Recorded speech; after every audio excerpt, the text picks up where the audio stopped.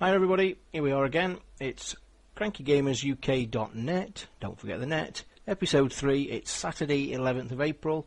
Here I am again this week. Another week for me. Everybody's going to start criticising me. Crazy, you have such a bad life, and I do, and I'm going to just keep moaning about it, because it's what I do. Another horrible week, which I'll mention in a minute. But what I've got this week is something that, again, I've been managed to keep up. It's an idea I tried for the past few weeks, and that's have a guest from the community, the old community of the forums. I've done it again. I've managed to grab one of you lot that used to write to me every week and moan and complain, but I've managed to pull it off. And this week it's Mideon from the old forums. How are you, mate? Glad to have you here. I'm not too bad, mate. How are you?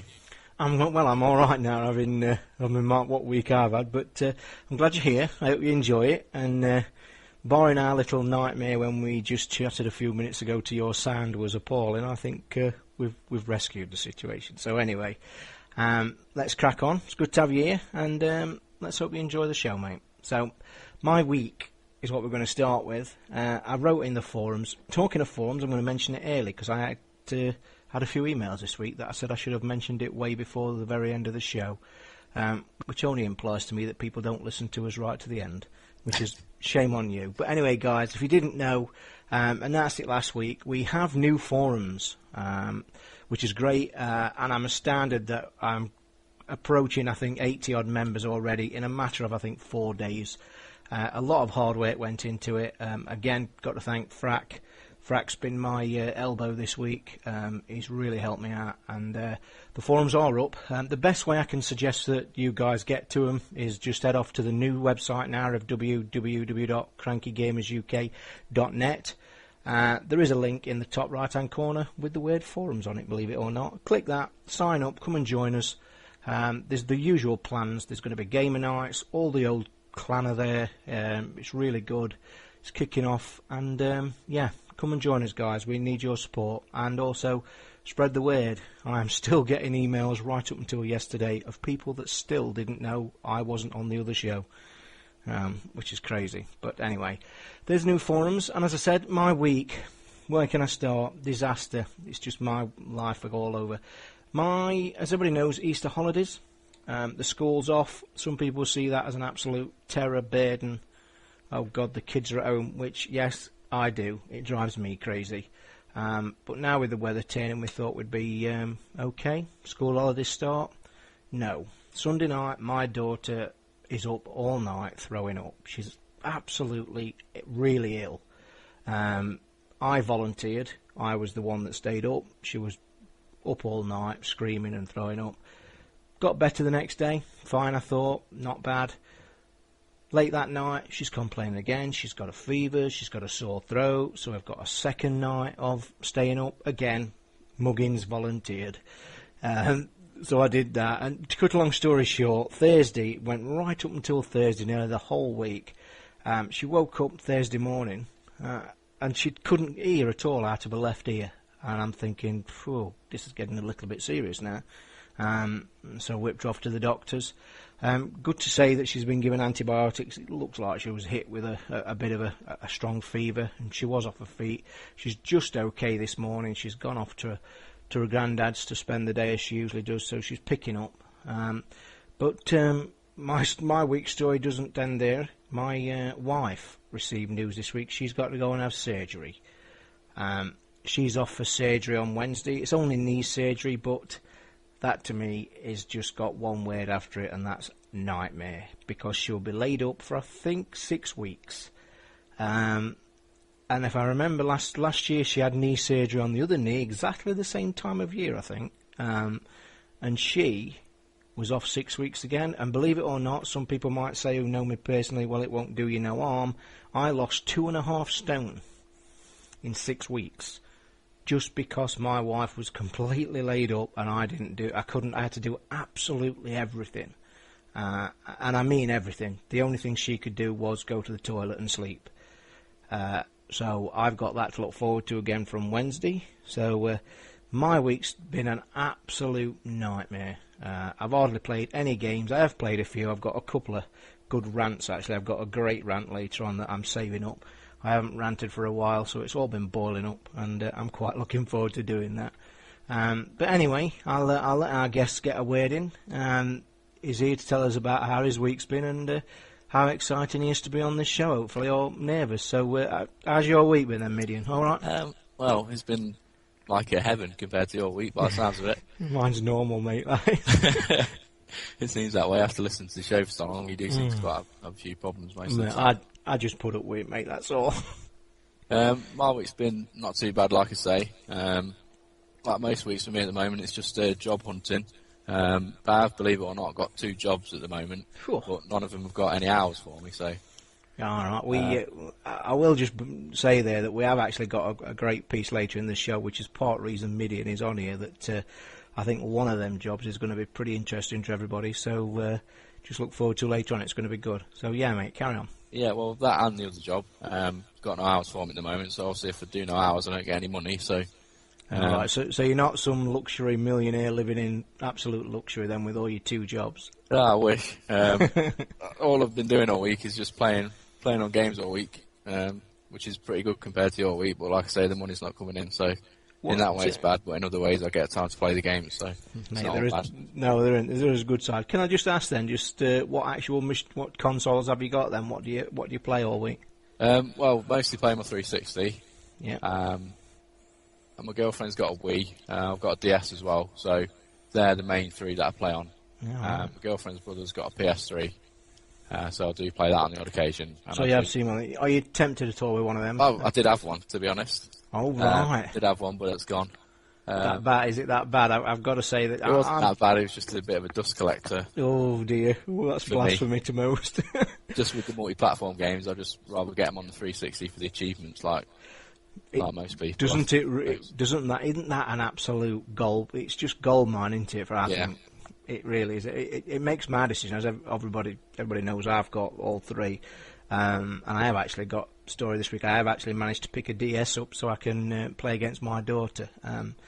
But yeah, the PS3 and the 360, when it comes down to it, the achievements just grab you, and there's just nowhere explaining it. So you've had anything else exciting happen for you this week?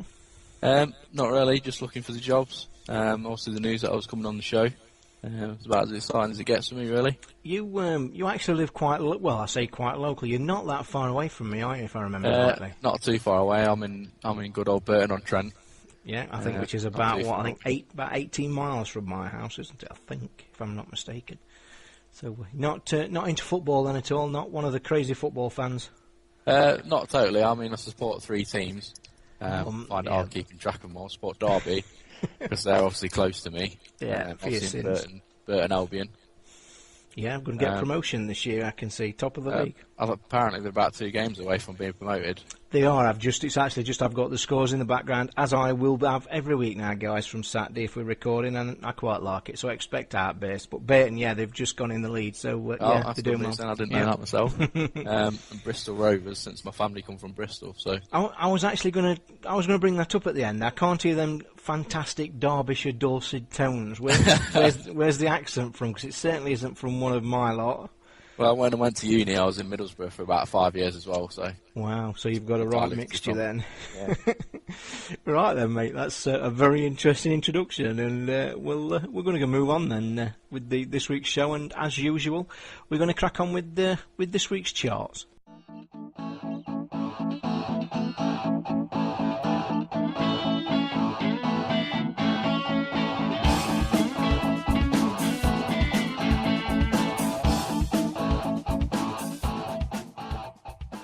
Right then, before I'm going to do these charts, we've actually been discussing, me and Mideon, and it's becoming a bit of a nightmare. As you know, last week, guys, I introduced, or the week before, I introduced the PC charts. It was something that I wanted to do. I quite enjoyed it. And as I say, I just stuck it in. Thing is, I don't want these charts to get stale. What's happening, as you will see in a minute, because I'm going to run through them, that most of the charts have very, very little happening, which is surprising because a lot of new games are showing up. There's not much activity. I have added this week the DS, and as I say, I added it for a reason. I think Mideon as well, with him mentioning that he's got a DS. I put it in. Also with me picking up a second DS this week. That's probably the most gaming I've done on any, if you want to call it a console. So what I'm going to do, I'm just going to run through the usual charts, including the PC and the DS. Probably stop to chat about a couple of games, as I say. What I do want you to do, though, guys, I would like you to come on the forums and actually tell me what kind of format you would like for these charts. Do you like the fact that we run through them quickly? Would you like more extensiveness? Would you like PC in there? Would you like the DS, PSP, or even, maybe the iPhone? I don't know, but just let us know anyway. But without further ado, I'm going to move on because, as I say, these could take a while, but I'm going to try and be as quick as I can. So we'll kick off the usual charts with the Wii, as usual. New entry. Well, I say a new entry this week at number 5. It's up from number 7, and that's Rayman Raving Rabbit's TV Party. I hear you did say you'd got a Wii, Mideon, or you'd got access to one. Do you tell me your gameplay of your Wii? Is it out very often? Because mine is badly collecting dust. It collects dust until what I like to call a gamer's game comes out. Most of the Wii games are obviously casual games, which is doing well for Nintendo, but not well for people who like proper games, to be honest. I've got to say, the Rayman Rabbits, the reason I've started talking about this is straight away is because one of the biggest fun games I had on the first release of the Wii when it first came out, the first Raving Rabbits, literally did make our family laugh out loud many, many occasions. I still remember the car tossing, just absolutely wiped the floor with me. Fun game, and I've not tried this one because it's actually linked to the Wii Fit as well. It's the one you can play on your backside, I think it is. So I will say though, did you ever get a chance to play House of Dead? Talking of a man's game on the Wii. Never got a chance to play House of Dead Overkill. I heard you talking about it when you got it on the show. They had to quickly rush your daughter out the room. I'm telling you, and I still keep smiling to this day when I was that. If anybody's got a Wii out there and is crying out for an adult game and didn't hear my talkings about House of the Dead, it has got to be the most surreal gaming experience I've ever had in my life. Like Mideon's just said, it's a small. We know what the Wii is. It's for the families and stuff. This game used the MF word in the first 2 minutes, I think about 20 times. Honestly, I will say, if people do know and check out Zero Punctuation, but be warned, it is an 18 game and it is an 18 video for Zero Punctuation. But just go and check House of the Dead. It is so funny. But I do recommend picking it up if it's just, especially if you've got mates in the house. Get some mates in the house, get some beer, and put that on, because your eyes will be on the floor. I swear, it's just madness. Anyway, at the moment as well, it's quite a good time to pick it up. I don't know if it's still on, but I know GameStation had it for like 17, 18 quid, brand new. So. I'm telling you, £18, it will be worth it, because you can actually finish it as well. Multiplayer, we played multiplayer and got through it pretty quickly as well. Enjoyable, but eye-opening, real, and do not have any young people in the house or grandmas when you play that game. I warn you, there'll be chaos. Anyway, guys, number 4, Sonic and the Black Knight is still at number 4 this week, as is, I'm afraid, the top 4. So it's the usual. Mario and Sonic at the Olympics is there forever. 71 weeks, if anybody's interested. Mario Kart Wii is at number 2. Wii Fit, as usual, is at number 1. So just a little side note that I stick in my notes, any activity outside the top 5. Guitar Hero has come back up to number 11 this week on the Wii. Don't know how that's faring on there, something that's interesting. But it is, it's up to number 11 if anybody's interested in that one. Quickly on to the 360, we have a new entry. Yep, a new entry, and I might speak about this. It's the Wanted Weapons of Fate game. This one puzzled me. It arrived in my postbox a few weeks ago with an embargo on, so I couldn't talk about it. Got it quite early. I don't know if you've had a chance to play it, Mideon, but this is from the film. It's linked to the film Wanted, the one with Angelina Jolie and the swerving bullets for all you people out there. Have you had a chance to play this, still? I played the demo that's on Xbox Live. What did you think? Not played the full game. It seems a bit like the Bourne game that was on the Xbox. The little bit of the demo that I played. Obviously, you've got the full game, so you'll learn a lot more about it than I would. Let's just say it's not that good. If I'm trying to be a bit kind to it, it's not good at all. I tried to put my finger on it to talk about it in this program. What didn't I like about it? It's your average shooter fare. It's your third-person perspective, which I cannot get on with most times, I've got to admit. I didn't try if there was any other control systems. It's something I very rarely do. So I went with it. It's got all the intros, the bullet swerving, that was handled with the shoulder buttons. It's got a decent story, but it's hard to explain. It's one of them games where you put it on, you play it, but you just take an instant dislike to it, but you don't know why. And it's also one of them games that when you switch it off, you know that you're not going to go back to it. I don't know if you have that feeling.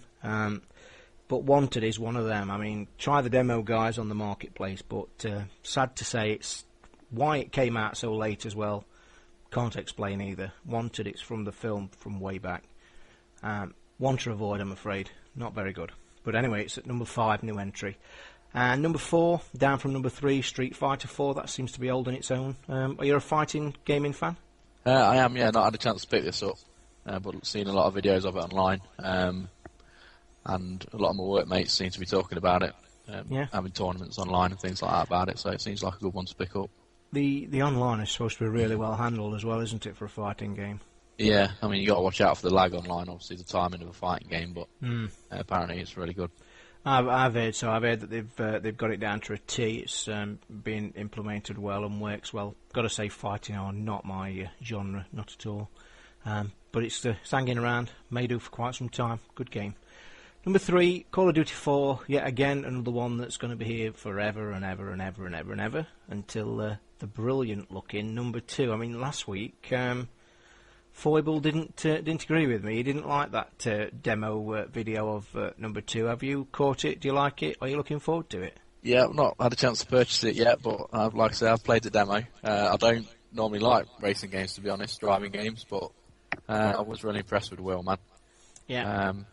Also, it's got some good features in the one where you can knock the cars by moving the analog stick left and right. That was a good addition, I thought. I enjoyed Wheelman on the demo. It was quite good. It was. I must admit, I think I'm going to look for it in trade as well. So, yeah. Anyway, number 2, Wheelman. Number 1, still there, still brilliant, and I should this week finally, because I've had a few offers and people have picked it up. Resident Evil 5. I'm close to the end. Bit of a mini spoiler if people don't want to know. Keep your ears off for 30 seconds. Chapter 6. There's only 6 chapters in it, and I think I've just started Chapter 6. So I'm quite actually in the middle of whether I should finish the single player before starting the multiplayer. Somebody will have to tell me if it benefits me in any way, because I'm tempted. I will see, but should get some multiplayer. Are you a big Resi fan? I am. There's only one reason so far that I haven't picked this one up, and that's because when me and my girlfriend will play it in co-op, but because I live with her, we play it local co-op, so I'll be waiting until it drops in price, because I've got to buy two copies of the game, so that's the only reason. So you're going to play it local in the same house on 2 different machines then, yeah? Yeah, she's got an Xbox, I've got an Xbox. That's a good idea, that's a great idea, because I cannot play them. I bet you like me then, obviously, if that's what you're going to do. Can't play the local side by side, I just think that is unplayable. But anyway, I'm looking forward to finishing that game. Yeah, like I say, when it does come down in price, I will get it. But I am guilty, as I'm sure other people are when they're playing co-op games with people online, and getting a bit frustrated with the partner when they lag behind or don't kill the right monsters. And I suppose if it's your female partner that you live with, that is a bit of a problem. It causes a few problems, yeah. But having said that, mate, I think you're in a fortunate position that I would suggest virtually all our listeners would be. Having a partner that does indeed want to play games, because I think that would be awesome, whether she was good, bad, or anything. Because my missus, all this time I've been doing this stuff, she wouldn't know a DS from a PSP. That's how bad she is. But it's good fun, I bet. Good fun. Yeah. So anyway, there's 360 charts, guys. Moving on to the PS3 charts. Staying at number 5, Hawks. I mentioned last week. I like this. I've got this on the 360. I like it a lot.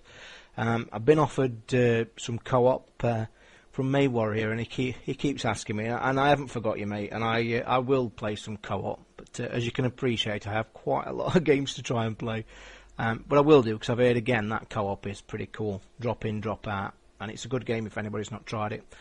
Number 4, up from number 7, similar to the 360 charts, Wheelman again, it seems to be selling well. Down from number 2 this week to number 3 is Killzone 2, a game that's causing interesting controversy I've read this week, where It seems to be one of the things that I call a Marmite game. You either love it or you hate it. And I'm one that I'm not interested in trying, surprisingly enough, not having read what I've read.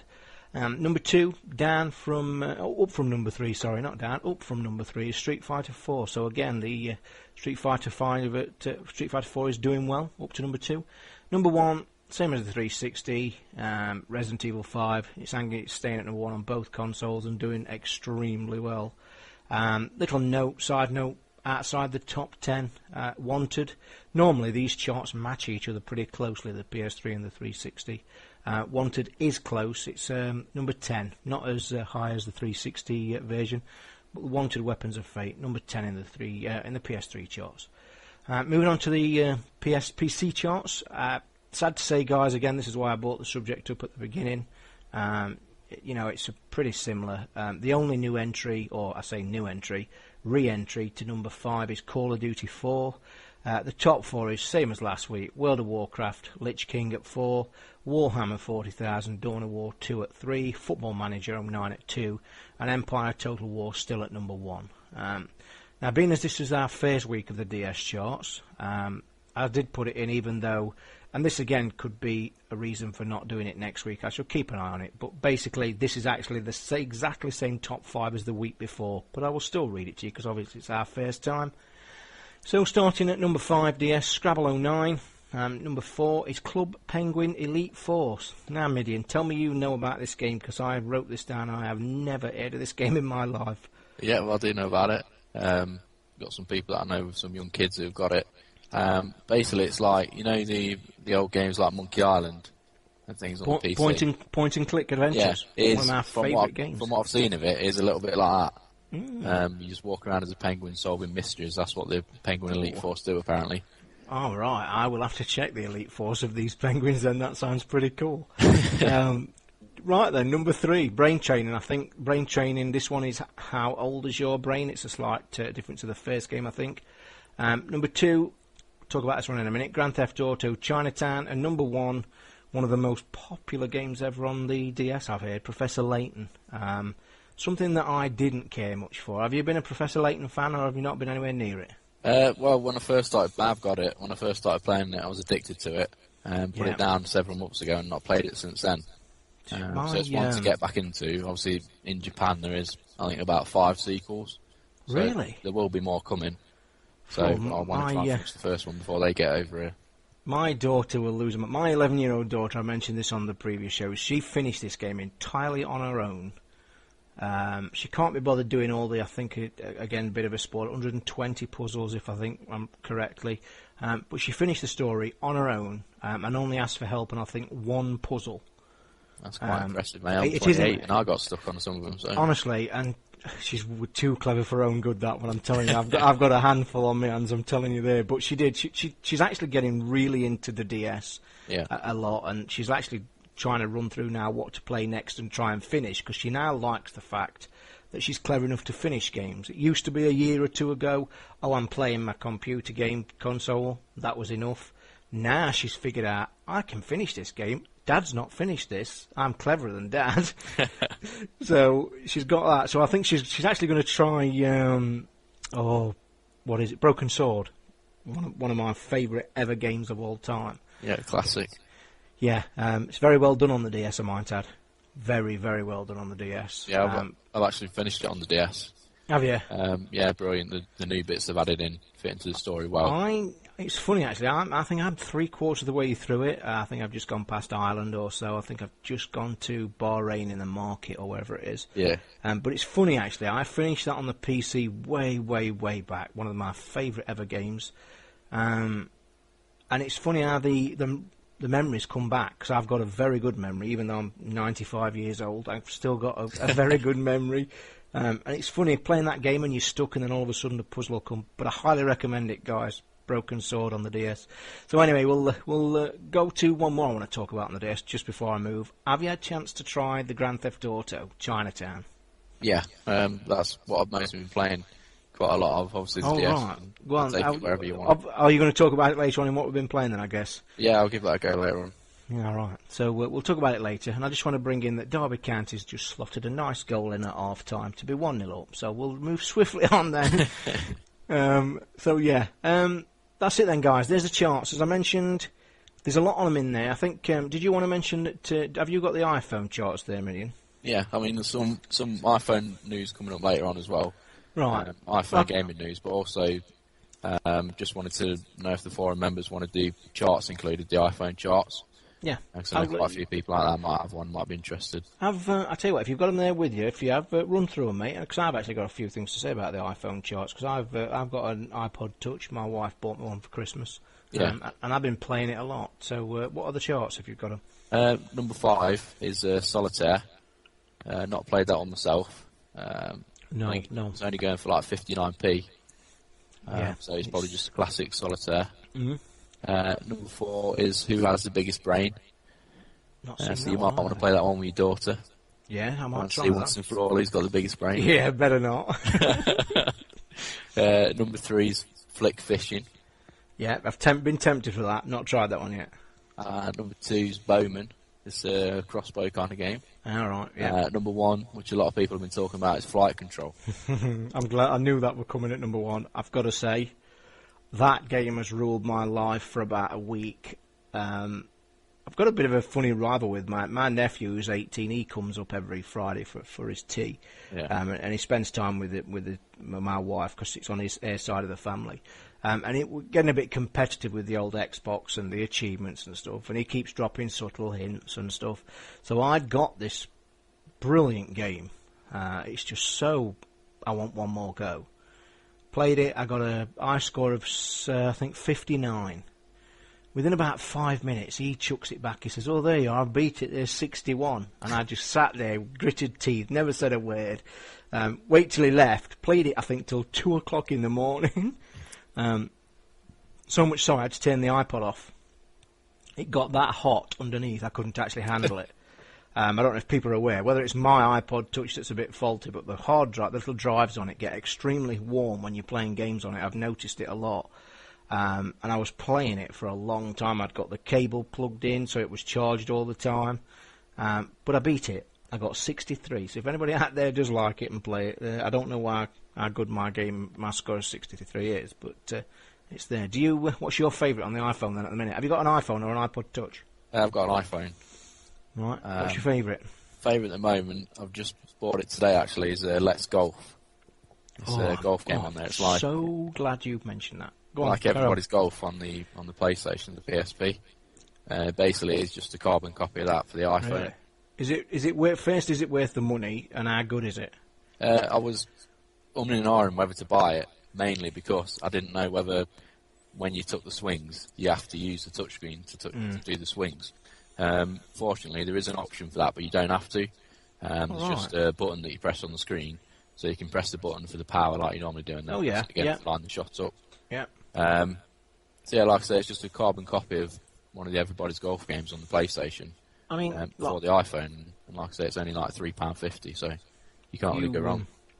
You just mentioned that most of these games, by the way, I think they're going through a bit of a section, because I've noticed that most of the games now that's for sale are being put down to 59p, and I think it's fantastic, because that price, I do believe, and I've done it myself this week twice. I know I've done it, where they've got a lot of games have demos or light versions, as they call on the iPod, where they say, it gives you a little test of the game, just a basic demo, so you can go and try it. And I actually wanted one for that golf game, because I think this is a good point in question, that if you've got to pay £3.50 straight off the bat, without only basically looking at 5 screenshots, I think that's a bit of a leap of faith, and it's one that I wasn't prepared to take. But you're right, I really want to do it, and I'm glad you've mentioned it, and I might try it. But one thing I did do this week, I actually went against my own thought and actually did exactly that. Went and spent $2.99 on one of the iPod games, and it was the Guitar Hero rip-off, what's it called? I took Revenge. Tap Revenge. Tap Revenge. But they released this week a Coldplay version. All right. Tap Revenge Coldplay, and it purely is. And I tell you what, it's $2.99, and I think it's got about 12 top Coldplay tracks. It's got a Coldplay skin, everything's nice in the background. It's been all revamped. If anybody's not tried that game, by the way, it's just like a Guitar Hero rip-off. There's 3 lanes, tunes play obviously through your headphones or the speaker if you've got one, and you tap on the lines, and it's very well made. But the Coldplay version, I would say, is worth £3. I quite enjoyed it. So, but how much do you play your iPhone then? Is it? Do you think it's a viable games machine getting, or is it just one that people pick up and play every few minutes? For me, I suppose it might. I don't know about this, but it might depend if you've got an iPhone or an iPod Touch. Because obviously the iPhone's my phone. I've got it everywhere I go. It's with me. So in that respect, I do play it quite a lot because it's always there in my pocket. So I don't know, like I said, whether that depends on whether you just use it as a music device or whether it's your actual phone. Do you think it does work as a gaming machine? Because you know when it all broke last year and people were saying, all the top people were saying, wow, this is going to take over handheld gaming and this, that and the other, and I was very sceptical. I was on the verge of saying, no way on earth can a stupid little thing like that, a glorified phone or a glorified MP3 player as such, can compete with anything close to PSP or DS. But I will say from a personal point of view, I think it's doing a good job at the minute. What do you think? I think it's doing a very good job. The one thing they do need to add, if they do make a version 2 or a new one, is just put a few more, there's some space at the bottom just for a few more buttons. They do need a few more buttons on it, rather than having everything done by the touchscreen. Some games, I don't know if you played Hero Sparta, it's like a God of War clone. Right. That's got a virtual analog stick of virtual buttons on the screen, and that works very well just with the virtual buttons on the screen. So, wow. But power-wise, I mean, the graphics are considerably better than DS games. Yeah. I think it's pretty easy to say that. They're not quite up there with the PSP level, but it has impressed me what it can do for such a little thing. I will stand up and hold my hand up and admit completely, yes, it's far better than I thought it was ever going to be. I was very sceptical, as I've said, but very, very impressed. But just moving on then from finally closing these charts down, and as I say, guys, let us know if you want the iPhone charts in. I was tempted this week, but as I say, I just wanted to let people know what they do like, the chart-wise, because it's getting a bit crowded at the beginning of the show. Just give me some ideas. But just to close with, I will tell you one game that I have also got addicted to on there, Ski Jump. You must go and try Ski Jump. Anybody who's not tried it, and there is a light version, so you can try it for free. But I do like that. That's really a funny one. It's basically a ski jump. The little man goes down the jump, you put your finger on the screen, lift it off to go, and you tilt the mechanism to give him the right angle. Very addictive again. So, highly recommend that one, guys. So then, that's the long charts this week. We're going to move on to, hopefully, this week's news.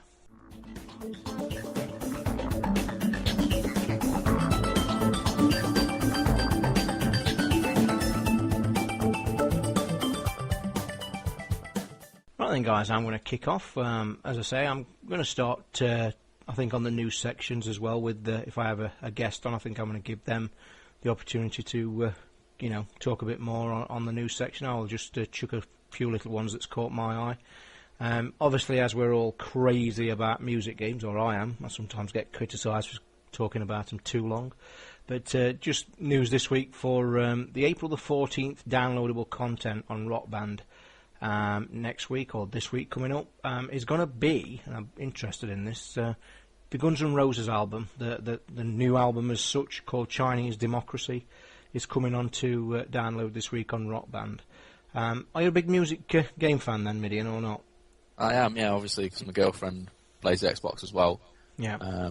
Like playing Guitar Hero and Rock Band. I'm normally on the drums, she's on the guitar. Do you own both sets? Because I've actually only got Rock Band drums, and I really do want the Guitar Hero drums, but I just cannot. I'm not going to buy that again. I was quite patient, waited till all the reviews came out, see which were the best ones. This is entirely my opinion, I've not played the Rock Band set, but she got the Guitar Hero set for Christmas. Right. So we're using the Guitar Hero hardware, and then obviously both works on both games, so I can only vouch that the Guitar Hero hardware is really good. But I don't know about the Rock Band one. I've never played on the Rock Band set, so. The thing about a couple of things about the Rock Band ones that I want to bring. A lot of controversy still doing the rounds that on their forums that we're not getting the number 2 instruments yet. Rock Band 2 came out in the US again before us. We at least got the game a lot quicker. I didn't think they could screw us over twice on the trot, which they didn't. But as for the new instruments, the new drums with the cymbals, they're showing no sign of coming yet. So I think that's a little bit disappointing. I do want to try the Guitar Hero drums, and I'm actually toying with the idea of trying to trade these Rock Band drums in for the Guitar Hero ones, because I've not been drumming on these for a while. And they're actually sat in this room, and it causes more arguments in my house than anything, I think. My wife scours every time she walks past them and says, do they really have to be here? But you know what us men are like. So I do want to try them. One just thing I want to point out about Guitar Hero, the story that we had last week about the Lips microphones. Really can't wait for that Rock Band connection. I don't know if you guys are also aware of that it was mentioned that the Lips microphones are going to be made available to use in the Guitar Hero Metallica. Some of you may not be aware, which I found out by accident, but I'll point you to it. If you do have Lips and you have them fantastic microphones, they actually work with the Metallica demo on Xbox Marketplace. I tried it the other night, put the demo on, cracked the Lips microphones up, and they work fine. Just wish they'd get this Rock Band one patch out pretty quickly. So I'm looking forward to that. Anyway, guys, another little story I've got, which is interesting. As we all know, the Wii was suffering from its terrible memory problems, which they tried to cure recently, which they hopefully have. A company that's showing that it must be having an effect is Telltale. They've announced this week that WiiWare sales of an old game called Strong Bad's Cool Game for Attractive People, which is one of the best titles I've ever heard in my life. What it is, it's an episodic adventure kind of game like the Sam & Max series.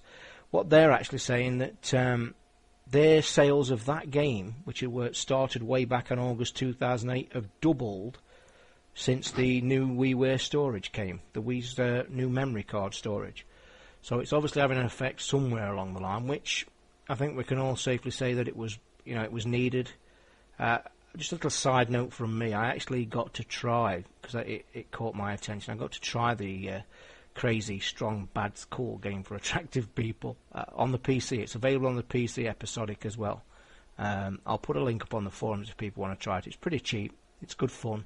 As I say, if you're a big Sam & Max fan, it's very similar to them. But just interesting to see there that Telltale have announced that the memory effect on the Wii is having an effect in sales, which, to be honest, I could have told them it would have done anyway. So, do you think Nintendo have done the right thing with the memory, or do you think they should have bought a hard drive out? I think they've done the right thing, really, because SD cards are going pretty cheap these days, I think, last time I looked. So, they've really done the right thing. Don't know how much, I think there's a 32 gig SD card out, that's the highest you can get now. So, yeah, if you wanted to, I mean, you could go pretty high with that, depending on how many games you've got. I mean, without question, it needed it. I think we can all safely say that the Wii did need extra storage. It has done from day one. So, yeah, I think I agree with you there, mate, that the SD cards are very cheap. But it is having an effect on game sales. I mean, I have no doubt that I'd be surprised if people were hanging on for extra memory, but at least it's working for one company and hopefully probably working for others as well. So anyway then, mate, this is your moment of glory. You can hit me with some news that hopefully is going to interest me and everybody else. So what you got there, mate? Right, first story I've got this week is about some news has come out for the first time about Assassin's Creed 2. Not played the first one. Obviously, I've heard you rant about it, should I say, on previous podcasts. Highly avoided, in my opinion. But again, another Marmite game. People loved it or hated it. I hated it, but yeah, I think I will play it all because you can get it quite cheap now, so I will pick it up at some point. Looks beautiful, by the way. Basically, there's no screenshots come out of the second one yet, but you are a new character, and you're not Altair from the first one. Right. You are in the Renaissance period now. So one of the new things is it's in the area where Leonardo da Vinci lived. So you get to go into his workshop, and he makes things for you. Like on this one, you've got like a glider thing where you can fly. So I think they're adding a lot more into it. I think I heard you mentioning the other one. Like, I've not played it, but it got repetitive. Keep doing the same thing. He said. Yeah. He basically entered a town and then just He was given a task and just go and do it. It looked fantastic. Was handled badly, and I think a lot of people at the time said it was rushed. So, but I think we all agreed as well that if they did make a number 2, that they could make it work fantastic if they listen to the feedback, and it sounds really interesting. So I'm looking forward to it. Yeah, one of the other things is apparently there's 16 unique mission types now instead of, you just mentioned there was the 3 before, I think. Yeah, you have to listen and then go and assassinate the guy. That's it, and it's exactly the same every town, and you had to go on, I think you got into the town, there was 5 eye points you had to register, then go and listen to the stories, and then kill the person you'd been told to, and it just, I never finished it either. I think I got to 3. So yeah, I hope the second one works, I really do. Yeah, like I say, it did have a lot of potential for the first one. When I pick it up, I'm sure I'll have a few opinions on it myself. Second story I've got is related to talking about the iPhone, iPod Touch earlier. Apparently, iPhone, iPod Touch people buy the most games out of anything that plays games. I saw this story. I was tempted with this one as well. Again, I think what we've just mentioned, the price. I think that 59p. I mean, I'm going to have a rant again about cost of stuff later on. That to me proves an exact point of what my argument's going to be later. You've got something in front of you that's 59p. You're not bothered about clicking it to try it. I mean, I've in fact wasted 59p this week on a God game on the iPod. Looked at it, played it once, and thought, don't like it. But it cost me 59p. But like you've just said, they're selling more games than anybody else, and to me, I think it speaks volumes. Do you think so? Yeah, I mean the main factor, like I say, is the low price of some of the games, and also the accessibility. I mean, if you obviously know your iTunes password off by heart, you just click the game, put your password in, that's it, done. Does that annoy you? Do you wish they'd not got a system where you can just, I suppose it's to stop people doing it. I suppose actually it's not a bad thing, because in my eyes, my daughter would be clicking everything. So, but yeah, it does annoy me, that password thing. But it is simple, you're right, mate. I think it's so simple, brilliantly done. Yeah, I mean, it asks you your password once, and then if you buy something straight after, or if you download something straight after, it won't ask you again while you until your phone, or it locks again. But yeah, it's just really, really easy to buy things, and like you say, 59p, you're not really too bothered if it's not very good or nice. It's something actually that it is. I mean, I think it's something that these big guys ought to be looking at, especially Microsoft's Arcade and the PlayStation Store. Ease of availability and price is just is easy and well done. Yeah, they've got their pricing system spot on, because games drop in price quite frequently on the store as well. Do you know the iPhone and on the Xbox Live Arcade, you rarely see them drop in price. Like every couple of times a year they drop.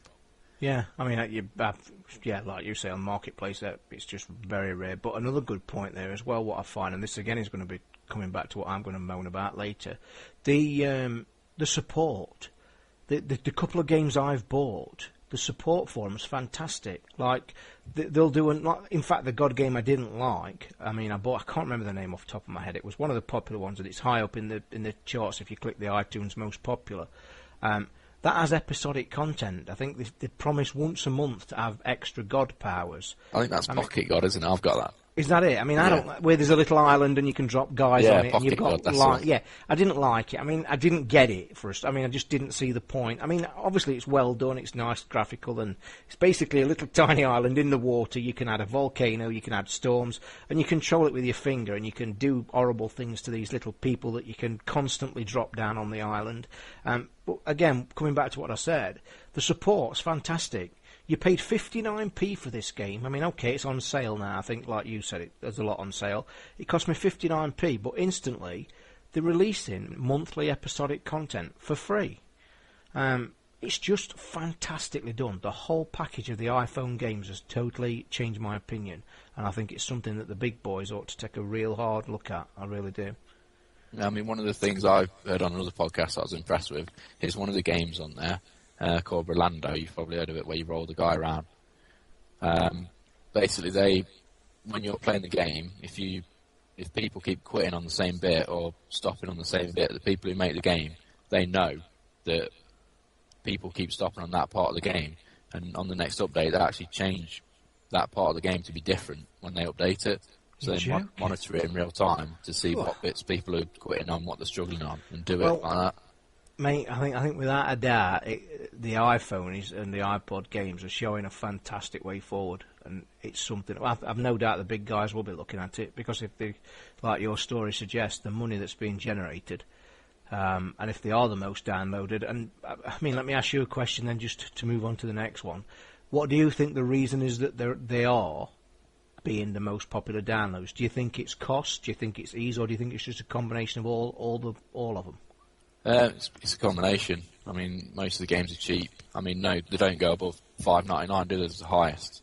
I think I've seen it. I've seen an app. I think I've seen an app at $11.99. That surprised me. And I think that's for different apps. I think games are $5.99. I mean, I think personally, my opinion, I think it's purely cost. Well, that's my honest opinion. I can be looking at the list of games. Well, I can tell you now what's changed my opinion in the last 3 weeks alone. When I switched my iPod on, I mean, I'm only in Wi-Fi in my house. I've only got a first generation touch. Yeah. So when I put mine on my house, usually when the missus is watching some rubbish reality show on TV, I'll pick my iPod up, click on it. Now, what I used to do straight away, first off, was go to the free games. Yeah. Now I actually go to the most popular paid game charts. And like you say, the cost is fantastic. The whole mechanism, I like it a lot, a hell of a lot, and others ought to take note. So see if Nintendo can try and copy off it a little bit with their new DSi store. So that is another interesting story, isn't it? I've been watching that this week. Do you have any intention of buying a DSi, or do you in fact have one? Changing the subject slightly. DS Lite, I've not got a DSi yet. I can't justify the cost at the moment to the differences to the DS Lite. Do you think they're a little overpriced? I think they're not. If you've not got a DS, which obviously I don't think there's anyone alive anymore who hasn't got a DS. I don't think there is. Yeah, I think they are a little bit overpriced, because you're not getting a new system that plays new games. It just plays DS games. It's the same game. I mean, actually, I've not really followed it to spot on. Some people might be able to help me, but I have seen that where they're selling the DSi, there are actually a few, in quotes, DSi titles. What's the difference? Is it just because it's going to integrate the camera, I think? Is that it? Yeah, basically the only ones DSi specific at the moment are the ones you can download, like WiiWare. Yeah. There's one on the DS, there's basically this store on the DSi now. So you can download them because it's got internal memory. You can download them onto the memory and play them like on the Wii, and there's a WarioWare game, some other games on there which use the camera.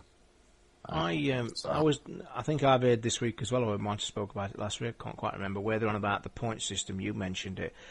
We was unsure if the Wii points were going to combine with the Wii DSi points. Yeah.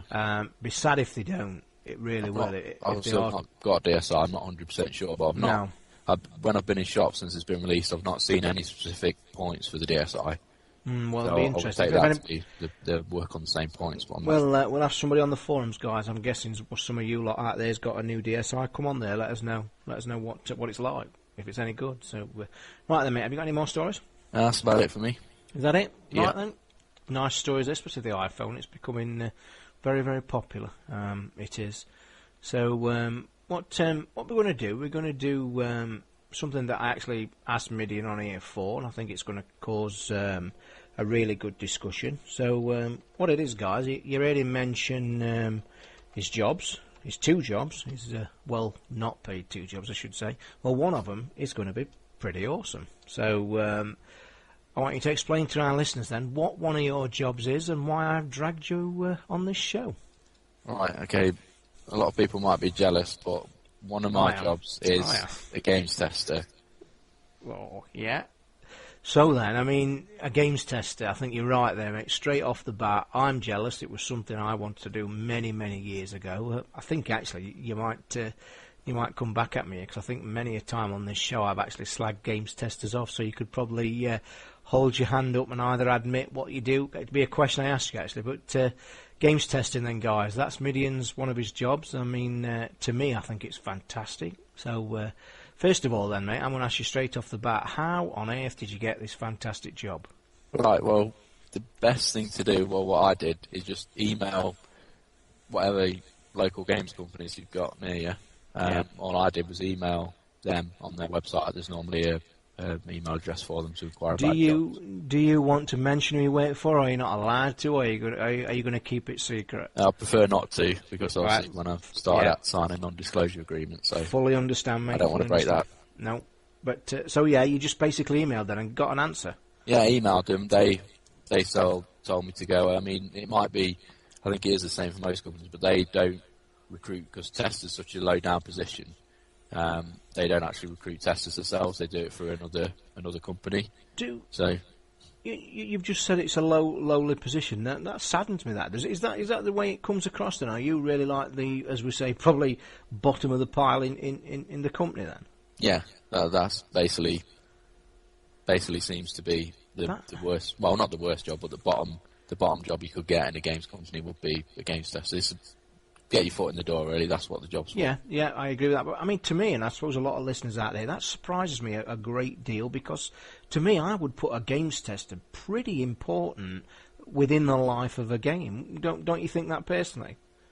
Well, I personally do, but my experience with the companies that I've worked for is the testing that I've done is just to iron out the bugs, not have any input on the game whatsoever.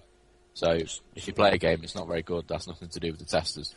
So, I mean, first of all, I mean, a question I bet some are thinking out there. I mean, is it a paid job? Is it a full-time job? What, you know, I mean, obviously we don't want private details of how much you get exactly, but is it a paid job? Is it full-time? What is the deal there?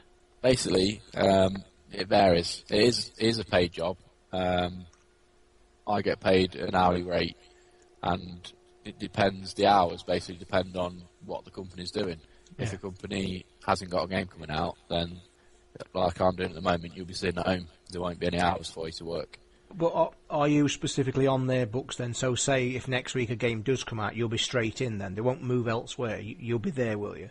Yeah, basically if something comes out that they want me to test, I'll get the phone call, can you come in on this day? And then that's me back again. So, what are the hours then let's say there is a game being made and it's at its height? What are the kind of hours you do work then? Well, if it's crunch time, near to when the game should be finished, you'll be expected to work about 14 hours a day, about really? 6 days a week, 14 hours a day. Yeah. Wow. I mean, I used to have a friend many years back who was actually a games tester.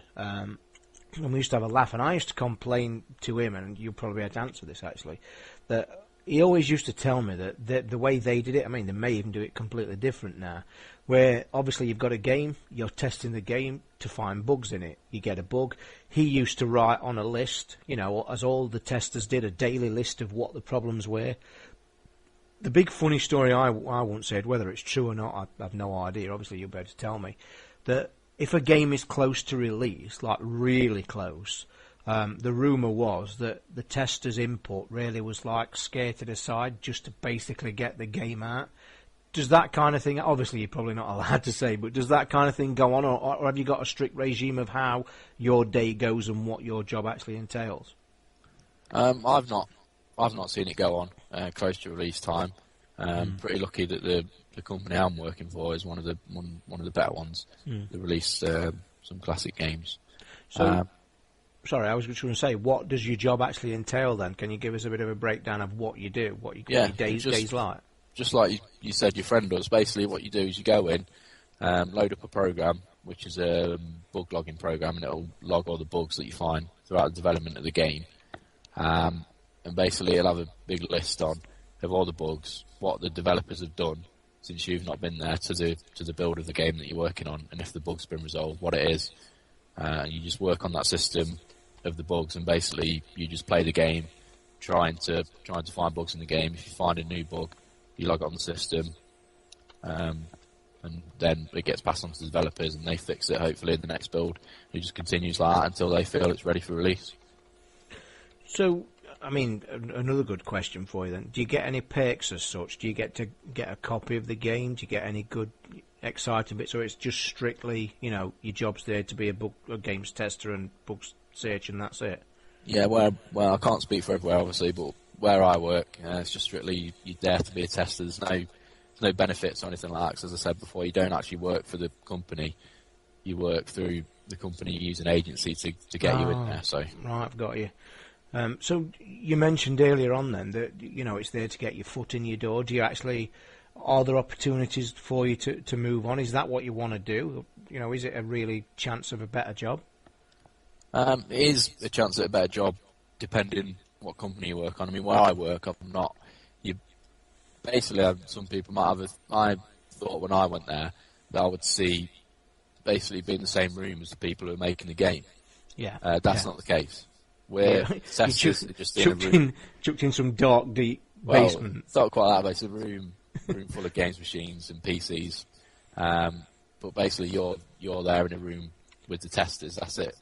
Is that it? I mean, any development staff or anything. A couple more good questions. I mean, I'm guessing, guys, I'm probably going to miss some questions that you'd want to ask out there. But I mean, questions I'd like to know then: is there a hierarchy? Have you any training to do? Have you got to be? Could anybody literally jump on board, or do they ask for a certain amount? Certain type of person. Basically, anyone could do it. I mean, when you go for the interview for the job, I don't know if all places do interviews, but the interview I had to just ask you basic questions, like what would you do to test the game, things like that. If you answer those questions to the best of your ability to what they're looking for, then I'm sure you get the job. Right. So, I mean, do you enjoy it then, or is it a bit of a grind? Do you really enjoy it? Is it something you look forward to? I mean, obviously, when I said it does sound like a dream job, but it is, like I say, it is a bit of a grind. Because basically you're just going in and playing. Imagine, I don't know what game. Imagine Call of Duty. Imagine you had to play one level of Call of Duty constantly, non-stop for 2 weeks. Wow! I know what you're going to say. I mean, and I can see exactly what you mean. I mean, everybody thinks it's like, the ultimate fantastic job. Oh God, I'm a games tester, but I think I know where you're coming from exactly. Where you've got to test the same things. Are you given specifics then? Per game, or might your day entail getting there and saying stuff like, we want you to test this gun, or we want you to go and test this bit of a level? Are you given tasks like that? Basically, you just got to test whatever they put in front of you. So you never get the whole game. Yeah. At the very end, someone might get the whole game to play through just to double check it over.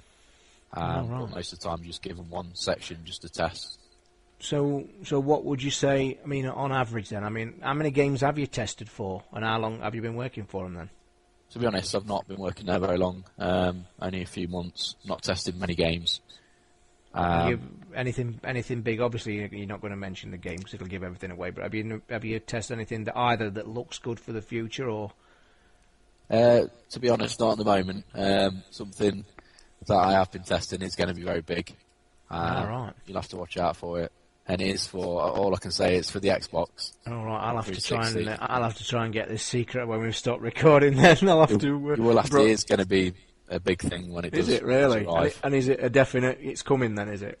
I'm not sure. Like I say, last time I saw it, it wasn't very well close to being released. But yeah. How long have you been working on it then? If you can just give that idea, you've been working on it a while. As far as I can tell, the company have been working on it for a few years. So. Wow! Oh God, I've got to ask you when we stop recording now. You've even got me excited. But that, mate, I mean, obviously that is a fantastic job. I mean, I'm guessing you wouldn't want to stop doing it, would you? Surely.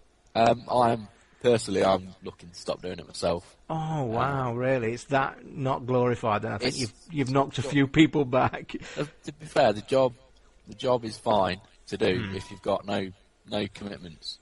Like I've got my own flat, my own bills, my own rent, everything like that. I understand. Obviously, not regular working hours. It's not ideal to do. So if tomorrow they offered you a 40-hour week full-time job, you would take it and then you'd probably enjoy it. Is that what you're saying? Yeah, no problem. It's just uncertainty when you got commitments. It's not the best job in the world for someone like that. How many tested? Have you got a set team? You say how many usually is there then, or is it does it differ? Yeah, it varies. I mean. Some of the stuff that's already been released that I personally wasn't testing, but other people there were testing. There were about 20 people doing that. I think there was about 12 of us on what we were working on, so it varies. It's just a shame they don't pay you enough, mate, or they keep you wanting to stay. It's a shame that, but it is a dream job, and I must admit, I think I could do it. I'd quite like to try it, or at least try it, and I think a lot more. But thanks for that. I mean, that's really interesting. That, and I hope you guys out there have enjoyed that. And when he told me what he did, I thought it was fantastic, and I couldn't wait to get him on. So, if you have got any more questions, guys, I think you are on the forums, aren't you, Mideon? So, I suppose we might ask any questions on there that you might be prepared to answer, but obviously you can't answer any secret questions, so don't waste your typing tools. But it's very interesting, mate. I enjoyed that a lot. So yeah, my username on the forum is just Mideon as well. So there you are, then, guys. Yeah, probably in the podcast show section if anybody's interested, because I'm sure you have not asked the questions that you lot are screaming out there. So anyway, guys, going to move straight on then this week, and hopefully it's going to be an interesting section. I'm going to move on to what we have been playing.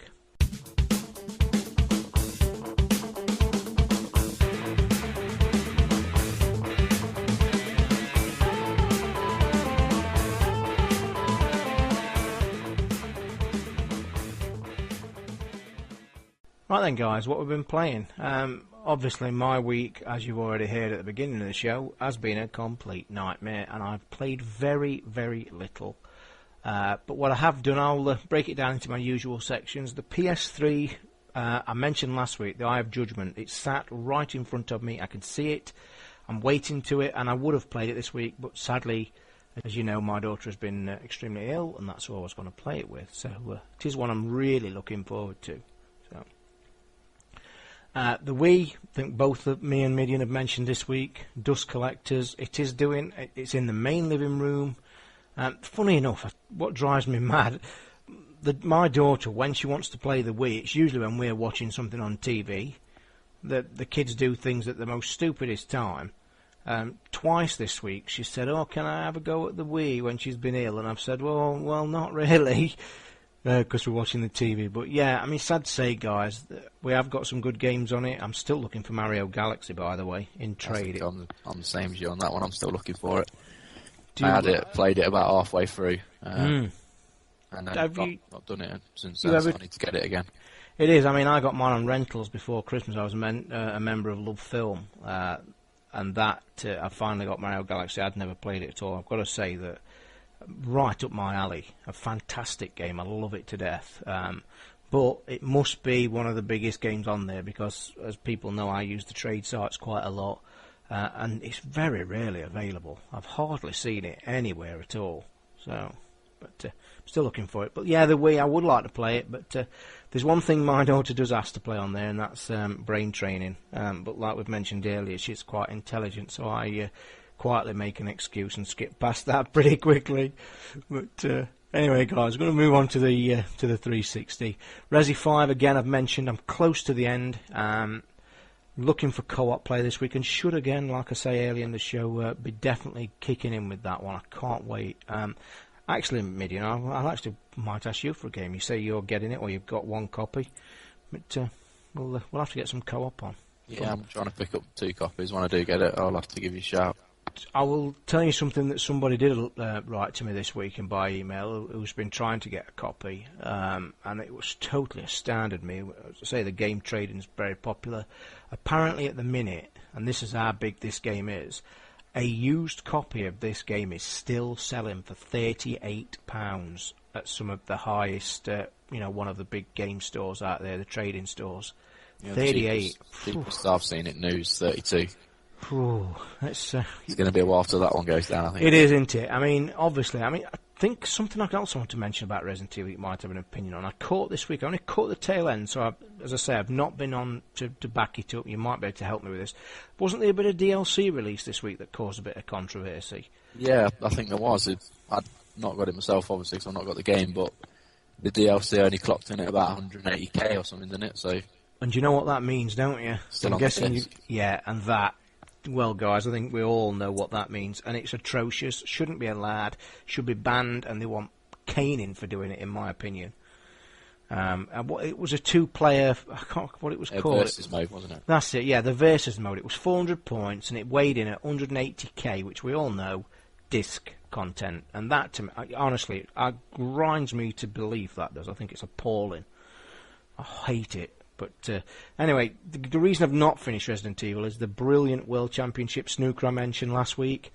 This is so time-consuming, this game is. I've finally got my Century Break, mentioned last week. I was looking for the achievement for the Century Break. I got that, and I've made quite a few since then. Not tried it online. I'm always very wary to try games online when nobody on my friends list has got it. So if anybody has got World Championship Snooker, the new one, I highly recommend it. Great game, but very time consuming. I've only got it on 50% game setting. You can change the game settings to be close to the real thing as you can. All that means really is how many frames per match.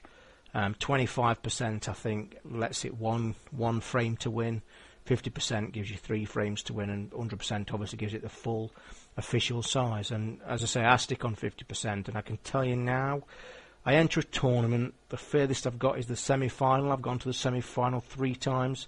They can take about 2 hours, 2-3 hours a time, which and that's skipping the AI shots as well. But I do like that game. It takes a lot of my time up. I like it a lot. But I'm going to move on to my biggest rant for quite some time, guys. You know, anybody on Twitter following me this week knows why I was ranting, I was screaming, and I know we're going to go over old ground here, but I've just got to say it because 2 points here. It's the old arcade titles again on the 360. Been waiting for, people didn't know, massive Puzzle Quest fan. Love it, played it to death, played it on PC, played it on DS. Great version. Sadly, really, to be honest, I've not finished either of them either, because it's quite time consuming again. Couldn't wait for the new Puzzle Quest Galactrix that's coming out. It was part of the summer release schedule that Microsoft have released. Didn't actually know it was coming out this week, I must admit. So I was absolutely ecstatic when it dropped on Wednesday morning. I had actually waited and, got myself waiting for 1,200 points. I thought to myself, there's no way on God's earth this is going to be 800 points. And as such, I'd been accumulating a few points. I'd been saving it, not buying as many Rock Band tracks. So I thought, here we go, brilliant, it's here. Played the demo. For anybody out there, by the way, the game's fantastic, and that's what's such a pain in the backside. I went to buy it with my points, 1,600 points. Now, I'll ask what you think in a minute about that, but 2 points here. 1,600 points to me for an arcade title to me is stepping over the boundaries. We've moaned for months and months about, is 800 points too much? I would argue maybe so. For half the games that come on there, which, let's all be honest, there aren't many classics that hit the arcade. I think 800 points is a little steep. For the big games, yeah. For the ones that were probably 1,200 points, I think 800 points would be a nice cut-off point.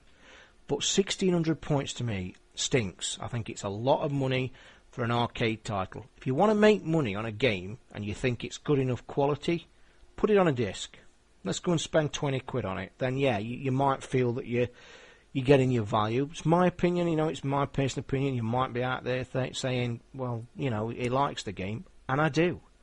But it brings me on to my second point that just grinds me to beyond belief. So I bit the bullet. I thought, okay, I'll go and buy it because I've really waited for it for so long. Goes to my points. Guess how many I'd got. I wanted 1,600 points. I'd got 1,560 points. I was 40 points short of paying for this game. So you all know where I'm going next. I am trying to find 40 points. Now, we all know the way Microsoft handled this marketplace. Absolutely makes me seethe that I had to go and spend. I go and buy my points from the guys that we affiliate with, GamePointsNow.com. Simple reason, it's instant. Put your details in. You get the codes emailed to you within seconds. So it was getting on late at night. So it's ideal for anybody out there who wants to try it. It's really good. So I had to go and spend £17 for the sake of 40 points. Some people might say, well, you've got a lot of points left. But I didn't want them. I don't want them. What I wanted was a facility to pay for the 40 points short that I thought was too many in the first place for the game I want to buy. I think Microsoft in the past have already admitted that they do this for the simple reason. That's why they priced at this. So you have got a few points in your wallet as such. All in all, guys, I know that, my personal opinion, kicked in the nuts twice, to be honest. 1,600 points I think is too expensive. Then to not have the facility to buy the amount of points I want, I think is just completely and utterly wrong. I mean, what are your thoughts, Mideon, on this? I mean, what do you think about it? Well, like you, I was waiting for Glatrix. I have about 1,500 points, so I've not took the plunge and got more and actually bought the game yet, but I'm sure I will do in the future. I'm not sure about the points, to be honest. I'm not 100% up on it, but I think if you've got a credit card through on the actual Xbox, I think the minimum you can add is 400 points, isn't it? I think there is. I think actually, sure. I think it might be 500 points. I mean, I actually am in a position where I haven't got a credit card. I mean, all right, in today's day and age, some people, you know, I mean, not everybody has got a credit card, and I'm one prime example. Yeah. I'm just of the belief that, you know, what I don't like about it, and this goes with as iPod Touch stories earlier, the pricing there and the way it's delivered is fantastic. It's there, I can do it, and I don't feel like I'm being forced or made to do something I don't want to do. Now, Microsoft, to me, go the whole upside down. Totally and utterly the wrong way. They not only overcharge for the stuff they're selling, in my opinion, but they then make it such a pain in the ass to pay for it. I mean, they might sit there, all their brains, their marketing brains might sit in their office with their suits and saying, oh, yes, it's a real clever idea. Look, people are having 200 points over. That means they're going to come back. I can tell you now that the fact that I've had to get burnt for £17 to buy this many points is totally turning me against doing it again. Whereas, if I had a facility to say, OK, I want 40 points. Here's £1, there's my 50 points. Fantastic, I'm happy. I think it's done wrong. My opinions, as I say, I mean, do you think they should do a different way? Do you think they should go for the £1 a point or credit card kind of payments for how many you want? Or do you think they do it purely it's just a business and then stuff everybody else? Yeah, I think the way they've got it set up now is the way they're going to do it forever now. I don't think they're going to change. But I think they should do, like I said, they're not going to change, but they should just do it like the PlayStation Store. I mean, if something's $3.50, you pay $3.50. It's real money. It's no points. I mean, I think the last time I bought something on I think the PS3 store's not as bad. I think the minimum. I think my wife's got a card, and I think the minimum might be £5. It is. It's £5, mate. I think so. When we bought some SingStar games, I mean, okay, it's not exact, but it's not leading to me spending £17 for 40 points. Now that to me is something they should avoid. I agree what you're saying. If you want to buy a credit card, you can buy 500 points, and I think I did way back. I've done it once. If they want to do this, do it, but give us more choices to buy the points. Don't screw us for stupid amounts. You know, you can buy 2,100, can't you? That's you see where I get. They should cut it off. Like you said, 1,600 to me for a downloadable game, like you've already said, is too high. I think. Yeah, should put that off as a retail game then, if it's going to be 1,600. But then again, I've got to talk about later the downloadable content for Grand Theft Auto 4, The Lost in the Dam. That was 1,600, which is fully worth it in my opinion. This is what I was just going to bring up. It's ironic in this game. It's got my blood boiling because the game is stunning. The game is fantastic, and I would have gladly gone to the store. Some people may say, "Well, what are you moaning for? You've got what you've paid for." Well, no, I don't think I have, because I don't think it should be delivered in this way. That's made me, in theory, pay more than I needed to. You know, if I wanted that game for that, I'd have gone to the store and bought it. You shouldn't be. I mean, that's their reasoning behind it. It is, and it's wrong. I think it's on the account. It's wrong. Yeah. I think it's wrong. It's delivered wrong. It's priced wrong, and I think we've argued this black and blue. Some people might disagree. My bottom line, from my point of view, I don't have a card. I can't buy minimum points. At least give me a better choice. I mean, the place I use, I've mentioned the guys, and I'm not going to plug them anymore. I mean, Game Points now. They did have, a few weeks ago, 800-point cards. And I actually phoned them up for this actual game to buy. They told me that the 800-point cards now are discontinued. So there's no 800-point cards you can't buy. Their minimum card they've got is 2,100, which brought me onto a separate point, because when I went searching just to get some prices to talk about this today, America, in the US, have got 1,600-point cards. Now, even so, you know, give us the choice to do it, or give us a better option. Not many people like putting the credit card into Microsoft anymore either. That's another point. That was one of the reasons I actually stopped in the first place a few years back. But anyway, guys, you've not heard me rant for a while. My blood was boiling. I hated the fact that I got not only had to pay way over the odds, I think, but then to be actually made to, well, nobody's made, I suppose, but £17 for 40 points to me. It was the situation I was in. I think it's wrong. Give me a better way. I don't know what you guys think. Be interested in your thoughts. Head over to the forums. But there's my weekly blood boiler. I've not had a good one for a while. I've enjoyed it. Having said that, the game's brilliant, guys. Try the demo. I mean, I just think it's very well done. I forgot to mention, actually, just before I close this, something that has annoyed me. I played it heavily last night for the first time. It was my first chance last night to have a proper go. Daughter wasn't here. The wife was in bed, so I sat down.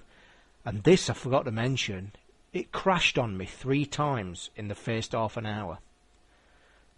It totally locked my entire Xbox up. I'd be very interested in you guys out there. Is it my Xbox? I hope not again. Fingers crossed, Christ, I'm not going to do that again. But it locked up, and it did look game problem as well. When it went from the map to the star base to the puzzle, when it's swapping the screens. I'm hoping it's not bugged, and it certainly shouldn't be bugged for 1,600 points anyway. I suppose, Mideon, it's some of you guys not doing your job, mate, right? Whoever's game testing. Just before I go, I didn't ask that question. Going back onto your job, actually, and I am going to bring it up. Do you actually have a big saying? Is that your job as such? Then do you find the bugs and then send it off and say, look, this is wrong and it needs fixing? Yeah, that's it. We just bug it, send it off. It's up to them whether what they want to do with it. All right. Crazy. But yeah, I mean, I open it's not my Xbox anyway, guys. So I've kept mine short this week, as I say. So hopefully, I know that Mideon, I've got his list written down here. He's got some oldish stuff to talk about. So let's have a look. What you've been playing, mate? Yeah, I've been playing quite a lot, obviously, because I'm not working this last week. The first one that I decided to finish from my big pile I've got in front of me of a backlog was Dark Sector. I don't know if you played that one. Do you know what? I mean, people listening to this show a few weeks ago, it was me that told everybody, because I thought this was a bit of a sleeper. I think it came out towards the end of the year last year when all the big games hit.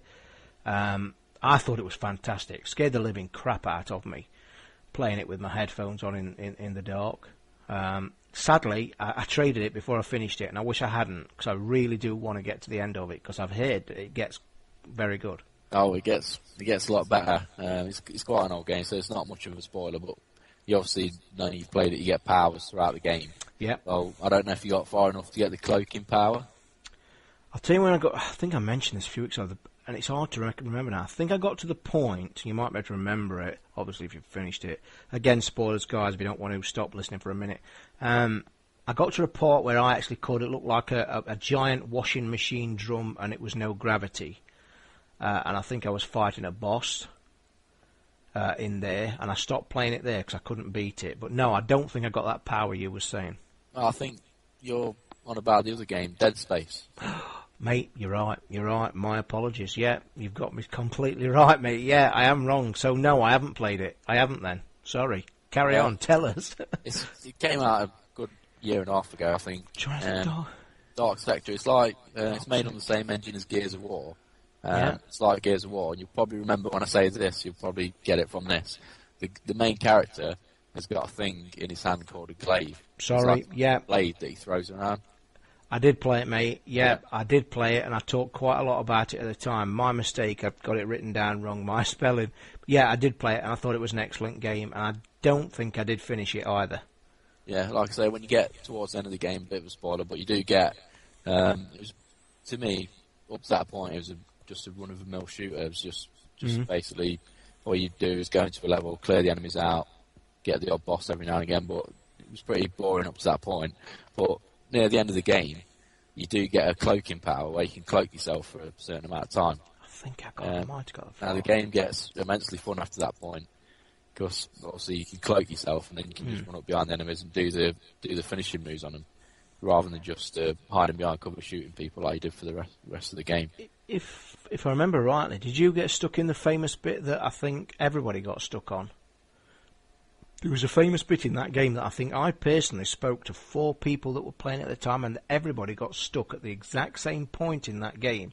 I got stuck on it for nearly an hour, and it was a part where you ran out of a door high up where you looked down on a forecourt where the enemies was coming up from basements onto the top of the forecourt. You could shoot them from there, but in the end, when you'd cleared all the enemies, you then got back up on the opposite side, and there was a gate fastened, and there was no way out of this gate. And I walked round for ages and ages and ages. I know which bit you're on about. Yeah. It's where you just get the power where you can control it. And you control it over the fence to click the switch. Yeah. And when I figured that out, that was one of the things I used to call a fantastic glorified gaming moment. Because I'm a big point-and-click adventure fan. Whenever you used to get stuck in a game, you get that brilliant feeling. And when I figured that button out, and I had to tell, I think, 3 or 4 people how to get past that bit. And it was a good game, mate. It was, and sadly, one I didn't finish. But yeah, I like it a lot. Good game.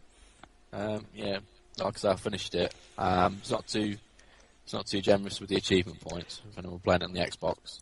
Do you? I think you got about 620 for finishing the whole game. That's another subject. Are you one of these people like me then? Finish the game, you have a look what achievements you did get. Well, this is my regime. I finish a game, I never look at the achievements before I either get stuck or finish it. That's my complete philosophy on achievements. My nephew, on the other hand, is completely opposite again. He will get a game, and the very first thing he will do on that entire game is put the achievement list on. No, I hate that. Finish it first before I even look at the achievements. I'll finish it first. What's your feeling about this? We've talked about this in the past as well. You finish your Dark Sector. What do you think's a decent amount of points you should get for a basic game finish? For finishing, I think, I don't know, a good ratio will probably be 800 for natural progression through the game, and then 200 for extra things you can do. And you wouldn't mind that then? Say Resident Evil. I've not even checked that yet because I'm not at the end. But I know for a fact I don't think that's going to be very high. I think that's going to be around 600. I mean, I agree with you. I think 800 at least, probably 750 to push. I'm also a big believer of this should be non-online. Yeah, no multiplayer achievements. No, none at all. Because to me, it's been one of my biggest gripes forever. I mean, not everybody plays online, so you should not punish half of your gamers by adding that. I think it's wrong. By all means, add them on top of the 1,000. That I don't have a problem with, but no, I don't agree with it. But not very many points, mate. 600-ish. Bad. Next one I played and finished again because it was quite short was Lost, the video game. I don't know if you played that. Yeah, I did. Yeah. Is that what you played purely for achievements, or did you play it for I think at the time, back on the old show, we was both playing it at the time. And I think I was a Lost fan, actually, of the series. Well, for what I call should have been a 2-series program. I did enjoy the game. I thought it was very, very nicely done. Again, I didn't finish it. No, I didn't. But I actually thought it was okay, and it got slated, didn't it? It did get slated, yeah, but I think if you're a fan of the program, it's brilliant. If you're a fan of the show, obviously, if you're not a fan of Lost, then I don't know why you buy it anyway. I'll have to actually have a look at these achievements. If I'd known, I had done a bit of research and had the achievement list up, so I could have compared. But yeah, and I didn't finish it. You hogged it for the achievements, then, did you? Are you going to try? I'm a Lost fan. Took right. 5 hours to finish the game. Achievement-wise, it is pretty good. I think I've got about 860 for 5 hours playing. So yeah. So you're going to tell us now it was purely you're a proper fan and not an achievement, or then is that it? I am, yeah, but it's going to take a hard time persuading people that obviously some games, I suppose some people who are Avatar fans, it takes a while to explain to them that you do like Avatar and you don't play it for the achievements. So. I'm going to tell you now, I would have a bet now that 85% gamers out there have played no more than 5 minutes of Avatar. I'll tell you that now. Another recent one was, you're probably going to hate this, but I do like wrestling. Oh, no, not another one. And the recent game, I do get all the wrestling games, and the recent one, Legends of WrestleMania. Are they good games then? Are they quite? I mean, take the wrestling aside. Do you actually play them for the wrestling element, or do you play it for gameplay, or a mixture of both? A mixture of both. If you enjoy wrestling, you like the games. Unfortunately, the gameplay is good. I mean, if it's a bad game, just because it's got wrestling, I won't like it. Ah, right. So if it's a bad game, I won't play it. Apparently this one's quite good though, isn't it, I've heard? Yeah, I mean, if you're a fan of the classic matches, because it is, or the old legends, then it's good. And leading on to the achievement points, that is one of the easiest achievements. I've got 1,000 on that, so really, it's really easy to get 1,000 on that. All you achievement tours out there, go get your wrestling leotards on then. Definitely. Another one I've been playing is the expansion for Grand Theft Auto 4, Lost and the Damned. And I heard you talk about Grand Theft Auto 4 when it came out. I don't know if you ever got around to finishing it. I sadly got to the very last battle, or I thought was the last battle. I got ripped off. I think, again, this can't be spoilers. When you arrive in the car, you tell the guy to leave. You then follow the people into the building. On the helicopter outside, on the roof, I got onto the helicopter on the roof, and I got blatantly ripped off with when the cutscene finished. I didn't even have a chance to get my finger on the button before one of the rocket launchers hit me and killed me. So I thought, okay, I'll have another go. So then I went back, started it again, went through the rigmarole of coming into the building, tried to obviously realise that it's coming, skipped it this time, managed to get in the helicopter. Then we went flying out into the water. I died again with the rocket launcher being fired from a boat. So then I thought, okay, I'm getting a bit angry now. Went back again, got to the got to the helicopter, got to the boat bit, got past the boat bit, got out there, and got shot again with the rocket launcher. And that was that point I said, no more. And I never went back to it. So I finished the normal game last year when it came out.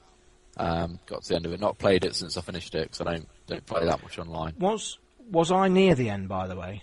From memory, I think you are quite near the end. Yeah. To be honest, you got a little bit to go.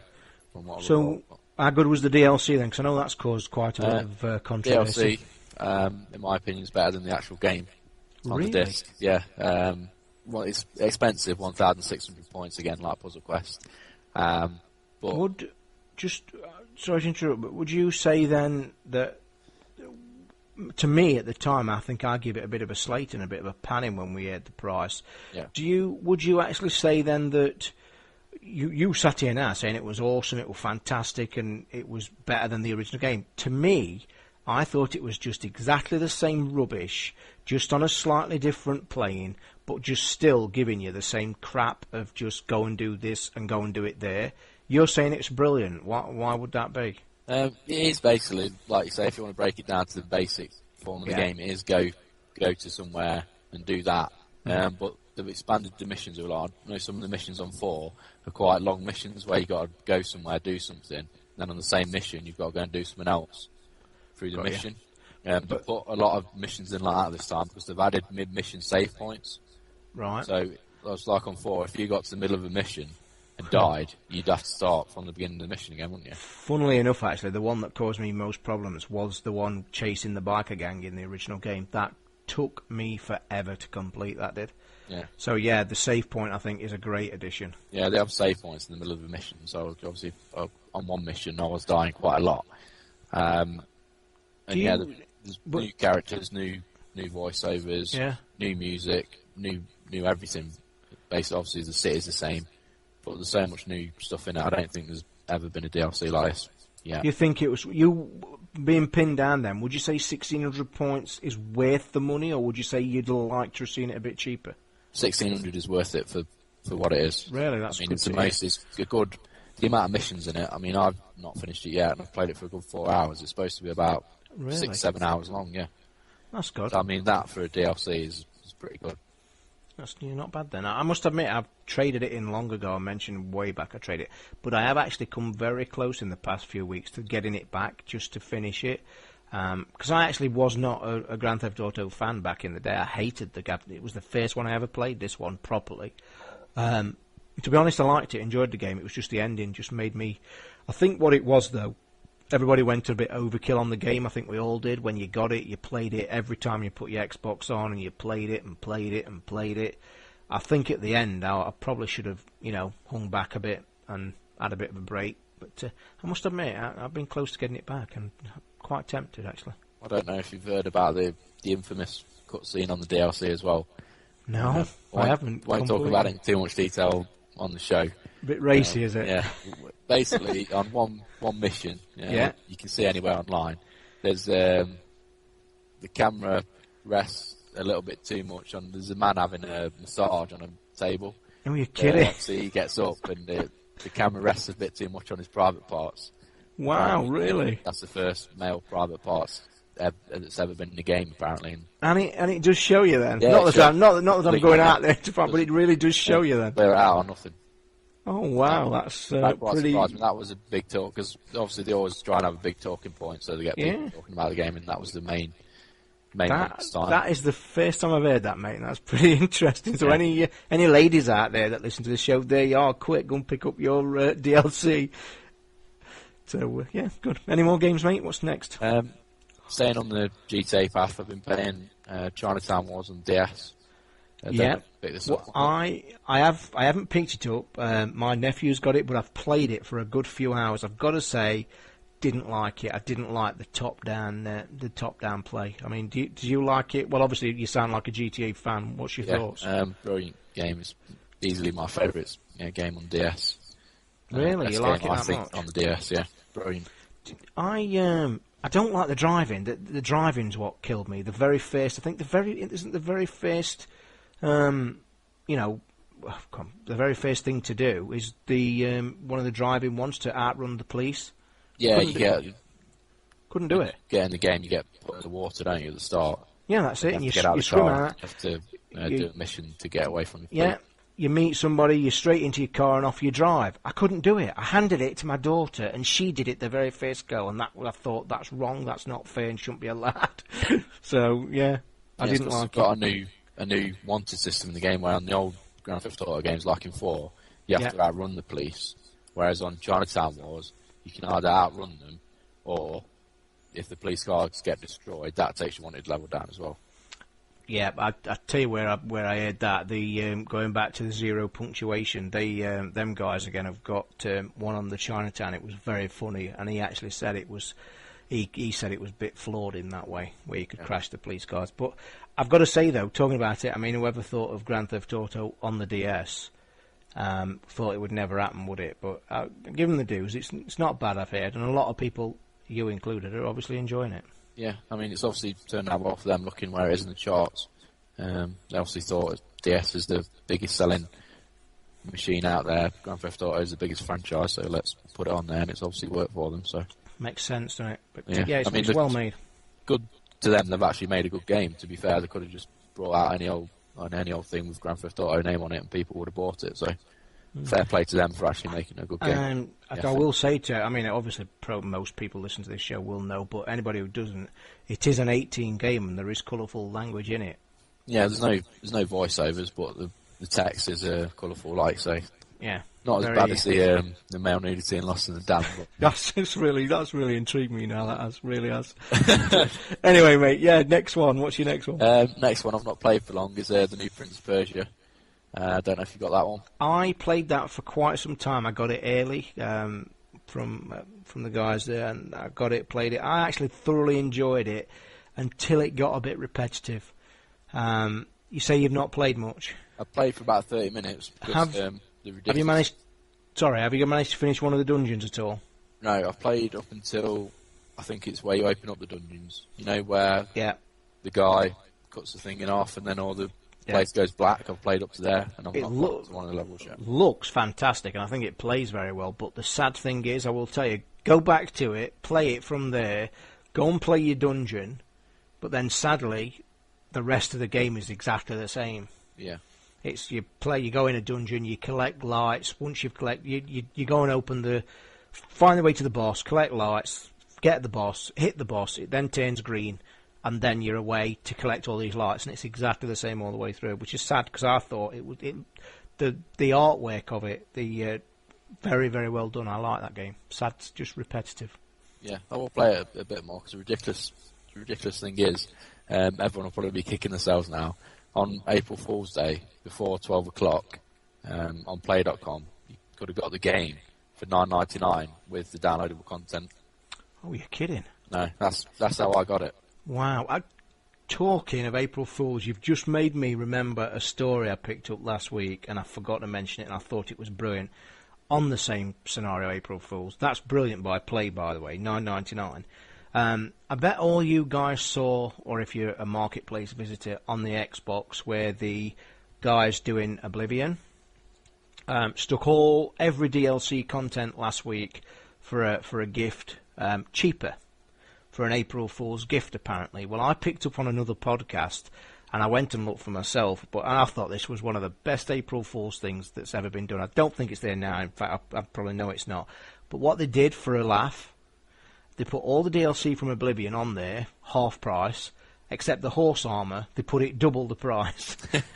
And I thought that was a great touch and a real funny touch. And the things, the guys on the podcast, I think it was IGN. I love their podcast. Highly recommend it. If you haven't, don't watch it. Don't listen to it, guys. Go and try it. Three Red Lights. Really, really good show. They were saying, what happens if you're a new Xbox 360 owner that's just got it and logs in on April the 1st, sees the horse armour and thinks, oh, this sounds cool, buy it, but you've paid double. But nice touch, I thought it was. Good April Fool's joke. So, any more games? That's it for me. Is that it? Yeah, so hopefully, if I've got this much time hands next week, I'll be playing a lot more.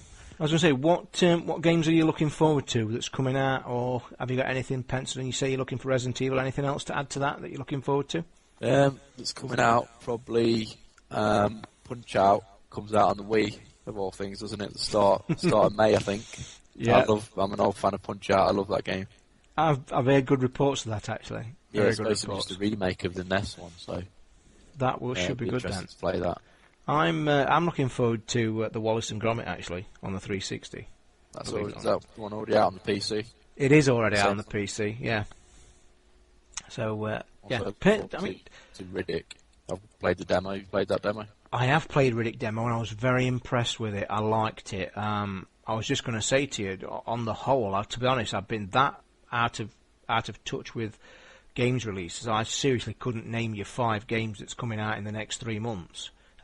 It's that bad. I've got to get back into the swing of things. But yeah, Riddick was a demo I tried. Was a game I think I mentioned a few weeks ago that I now probably would look to pick up where I wouldn't have before. Does look pretty impressive. So yeah. Anyway then, guys, that's what we've been playing. I hope you enjoyed that. It was pretty interesting. Some good points, some good games. Hopefully I will get back to playing this week. I'm really going to try. Might not with my wife held up after Wednesday, but I will try. Probably in the early hours when she's gone off to bed, hopefully. Or I've kicked her up to bed anyway. So moving on, guys, to the competition. Just want to thank everybody first. The entries are flying in. For all you guys that don't know, kindly donated by the guys over at limexb360.co.uk.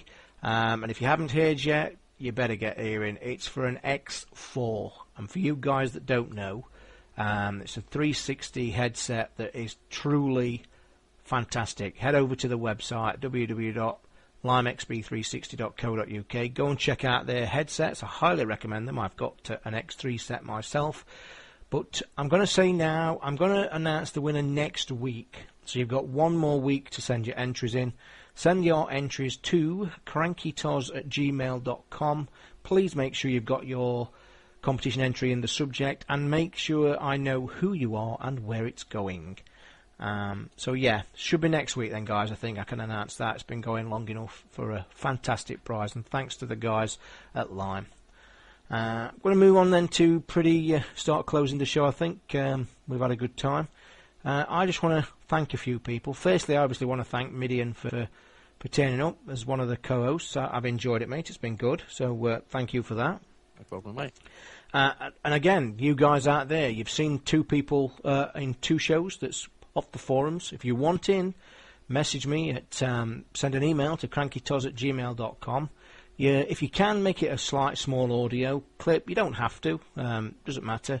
I have been getting a few mails asking, what do I need or what do I need to do? Obviously, you don't have to be a blithering idiot, for one. 2, obviously, gaming is going to be your subject. But the basic tools you need, guys, is Skype. This show is recorded on Skype with a recording software that I've got. So the only things I ask is that you have Skype and a decent microphone do some testing yourself. Highly recommend getting Audacity. It's an audio program free of charge off the net. Go and just type Audacity into Google, download it, test some recordings. As I say, if you want to be on the show, be here in this co-host chair just like Mideon has this week and Foyble last week, feel free to send in. You will all be welcome. It's working well. I'm enjoying it. It's great to have somebody different every week. What I do want to thank, I mentioned him earlier in the show, but I really do want to thank him this week. Frack, off the forum, and has helped me greatly in the past few weeks. He's done a few of the graphics on the blog and on the forums. He's also been running things this week when I've been obviously away on family business. And I just want to say a big thanks to him. As well, want to mention the website. The website now is mine. It's there. It's www.crankygamersuk.net. I also really want to say to you guys out there, the forums, come to the forums. The link's on the website. Get your friends there. Still getting people, as I said earlier, that literally just finding out what went off with the old show. And I have no way of getting any information out. Leave reviews on iTunes. That's a good place to remind people where I am, where I'm at. Toz is searchable in iTunes now. This show is. So, as I say, spread the word, guys. Let's get the forums up and going. There is gaming nights being organised on there. If you was a big game player for the weekly gamers, that's coming back. So it just leaves me to thank everybody really who's who's helped with getting this site up. I am working on my own now, bar, as I say, Frack and a couple of others helping here and there. I want to thank all of you for the help offered. I have wrote to a few of you, and as I say, guys, if you want in questions, anything you want to know, or any new stuff in the show, crankytoz@gmail.com. I do try and answer everybody.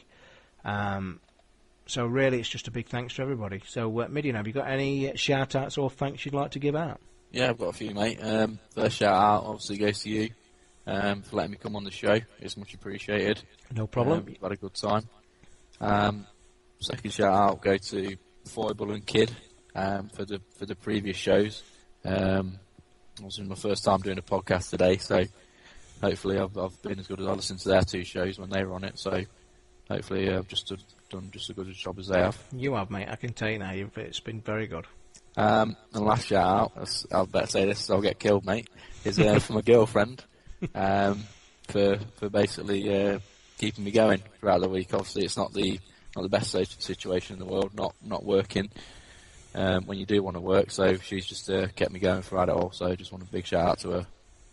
That's very good. And mate, I am very envious that you have a girlfriend that wants to game. So I think we'll have to trade. So yeah, that's it's great, Mideon. I enjoyed you having you here, mate, and welcome any time. As I say to all the co-hosts, it doesn't have to be a one-stop deal. You're quite welcome back. And I should probably talk to you after about it anyway. So yeah. There we have, guys. Just left me to say then they're all the usual stuff. You've heard them before, but it's important to me now. The website is www.crankygamersuk.net. The email for anything is crankytoz@gmail.com. PayPal. I want to thank a few of you who have really helped this week, sending a few donations. There is a donation link on the front page of the website. Leave reviews on iTunes. I've mentioned these guys before in the show. GamePointsNow.com. Get your 360, your Wii Points, and your Gold subscriptions. Enter the code Cranky Gamers UK, all one word. We'll get you a slight discount. So head on over there to get your points at any time, delivered instantly.